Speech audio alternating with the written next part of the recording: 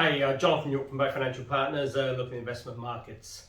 US market's still pretty choppy out there.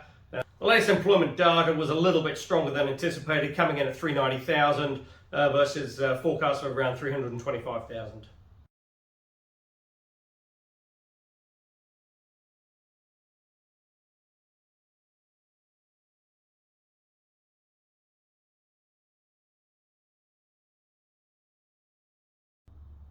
So you've still got a pretty robust economy in the US. Obviously, the worry out there is still the inflationary pressures coming through. And with the Federal Reserve meeting again next week, it's going to be interesting to see if they pull the trigger and increase interest rates again.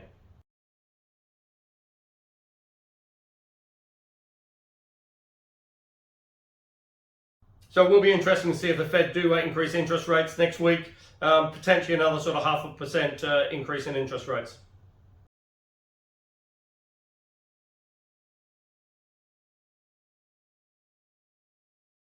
Indeed, there has even been some talk in the media about a potential 0.75 increase from the Federal Reserve.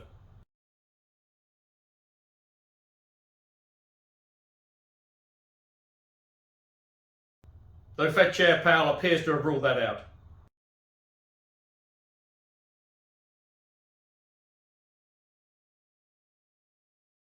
And what is interesting is that the 10 years just started to nudge up a little bit. That did get down as low as sort of 280, but that's back just below 3% now.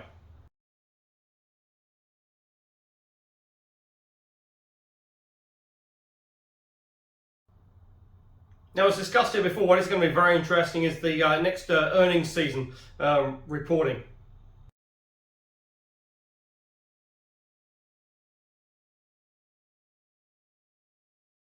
Because certainly with the US equity market backing up pretty severely over the last sort of 2 to 3 months, I said the next earnings could be quite interesting really, because some of the valuations now, if the earnings can be sort of kept in line and sort of guidance is okay, then certainly some of the valuations look pretty attractive.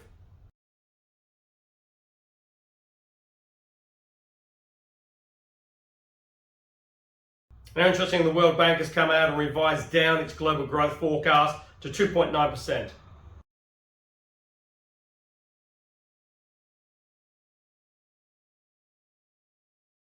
What's also quite interesting as well is crypto still getting beaten up pretty badly out there. Bitcoin briefly dipped below 30,000.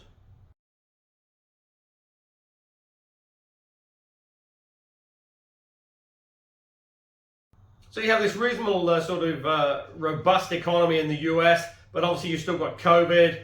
You've still got a small sort of outbreak of this new virus, monkeypox. But obviously as well, you've still got the Ukraine-Russian war as well.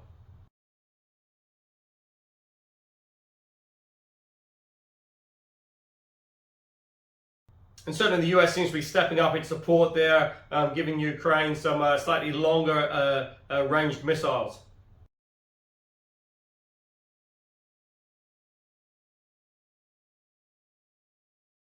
Now obviously that has not gone down well with President Putin.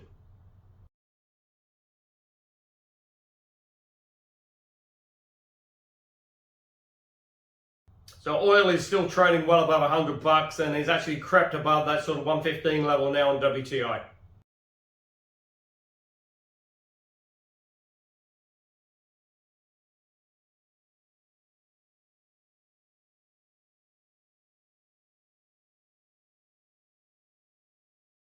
Now in the UK, now we've sort of got over the sort of big party weekend to celebrate the Queen's Platinum Jubilee. Prime Minister Boris Johnson faced a vote of no confidence, which he narrowly survived.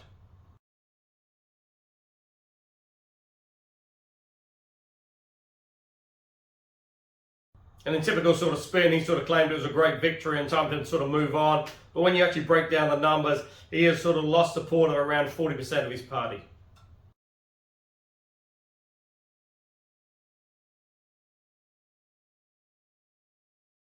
But possibly more importantly as well, in terms of the voting electorate, most of those want him gone.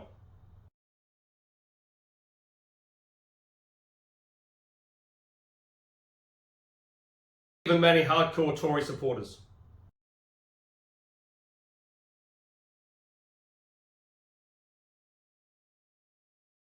So while he still has sort of a couple of years left in office before the next general election, at present it looks like his days may well be numbered.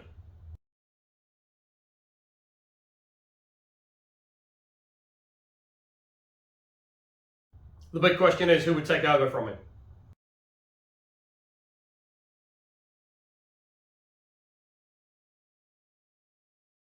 The EU is sort of heading into the summer months and really hoping that the warmer weather and summer sort of holidaymakers will give it a bit of a boost to the EU economy.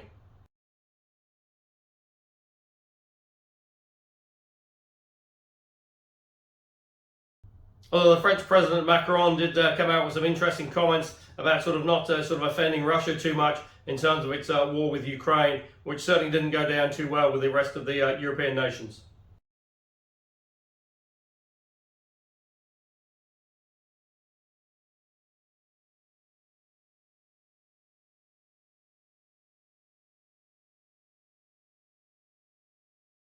Closer to home in Australia, you've still got a pretty, again, robust economy out there. It's sort of pushing along at a pretty good rate. You've still got reasonable tourism coming through, and obviously the demand for minerals and resources is still quite good.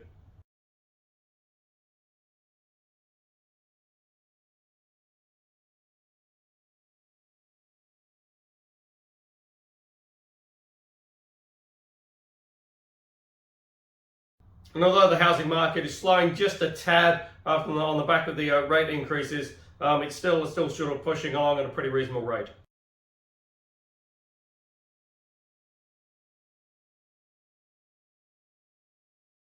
But as yet, we haven't really seen too many sort of policy changes from the new government, and it's just going to be interesting to see how that sort of plays through over the next sort of 3 to 6 months.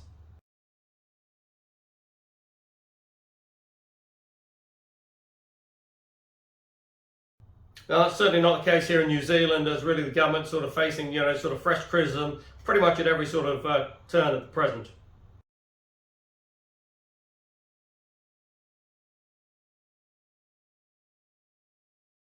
But as yet, we're not really seeing too many sort of change in policies out there to sort of try and correct the issues.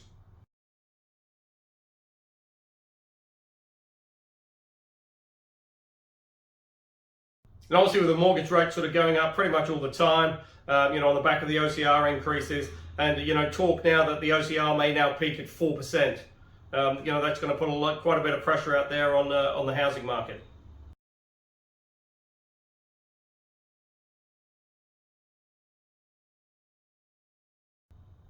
And that, added with the increased cost of living as well, is really putting quite a strain on the New Zealand economy.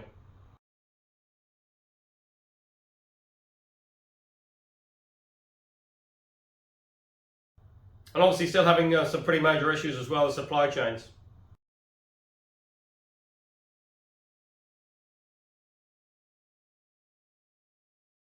And that's certainly having a major impact on the building industry.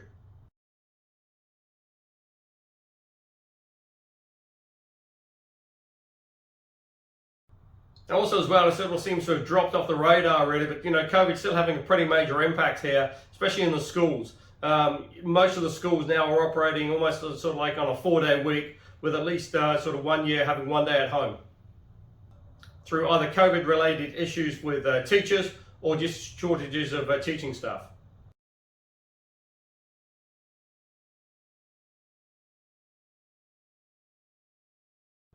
As we're now in June, it's a very good time to check those KiwiSaver balances to make sure you've contributed enough to get that maximum government contribution.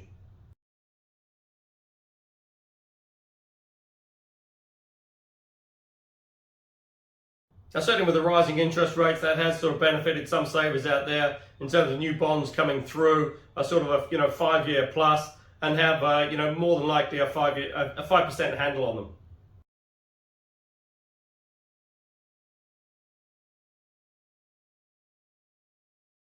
Now, if you are looking for income options, there's plenty of alternatives available out there. You can go to the website www.bayfinancialpartners.co.nz for lots of interesting articles, and we look forward to speaking to you soon.